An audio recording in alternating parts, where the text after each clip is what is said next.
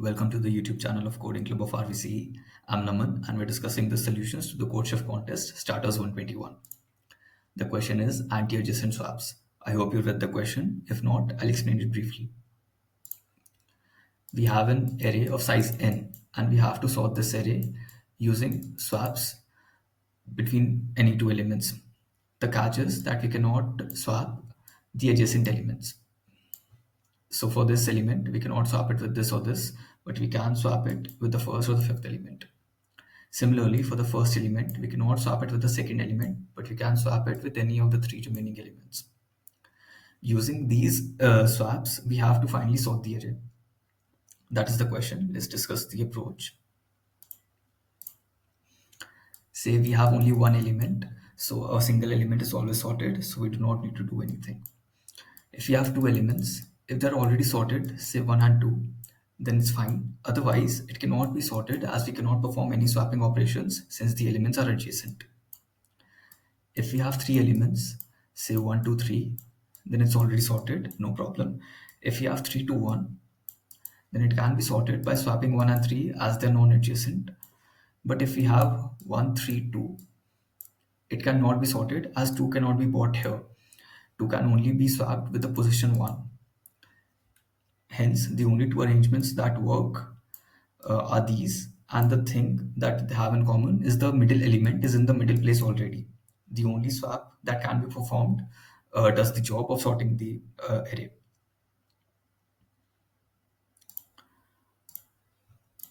Moving on to n equals 4, let's say we have the array 1, 3, 2, 4.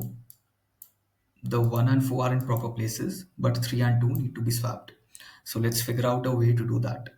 Say I swapped 1 with 2, so it becomes 2, 3, 1, 4.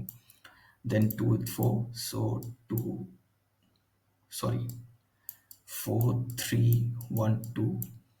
Finally 3 with 2, so 4, 2, 1, 3.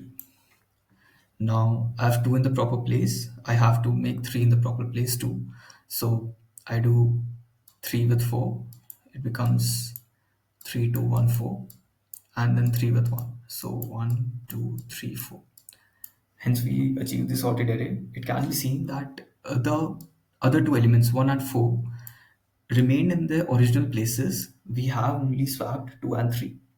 So it can be said that if we have to swap adjacent elements, they can always be swapped using two extra elements. By this technique, we can always sort an array of size n equals 4 or higher. Even with an array of size 5 or 6 or something higher, we can swap adjacent elements using this technique as we have at least two extra elements and hence sort the whole array. That is the whole approach to the problem. Let's move on to the code.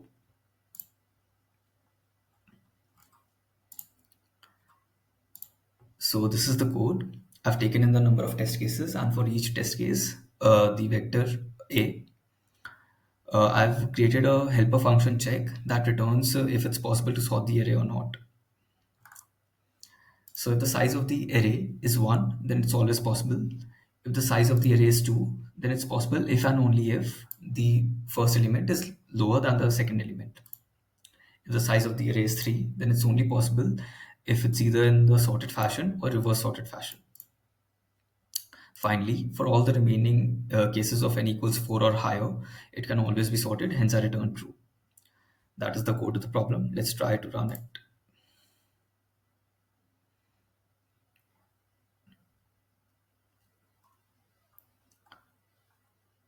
Okay, so it's working fine. We'll try to submit.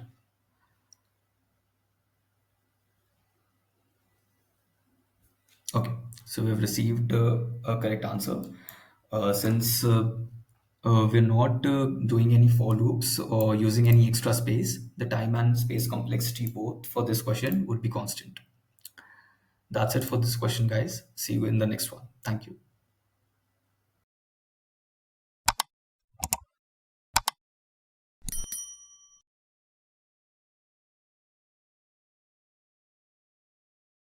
Coding Club.